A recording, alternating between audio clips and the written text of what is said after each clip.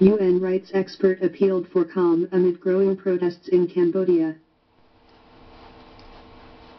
An expert on the situation of human rights in Cambodia on Friday reiterated his call for calm and restraint as rallies now taking place daily in Phnom Penh.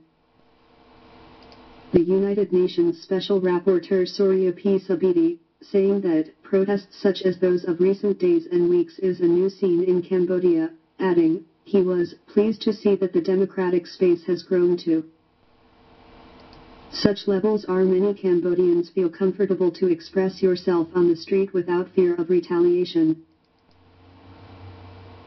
The experts urged the authorities to continue to facilitate peaceful demonstration and exercise restraint against demonstrators.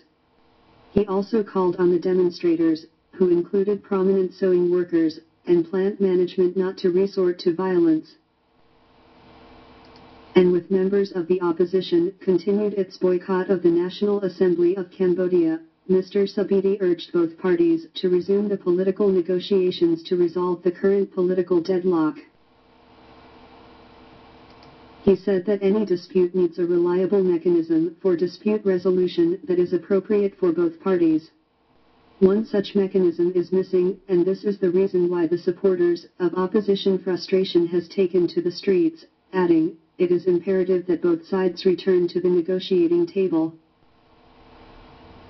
Mr. Sabiti also called for meaningful talks to resolve the current dispute over the minimum wage, saying all parties, governments, workers, trade, factory, and the buyer needed to reassure workers protesting that they will develop a realistic wage structure.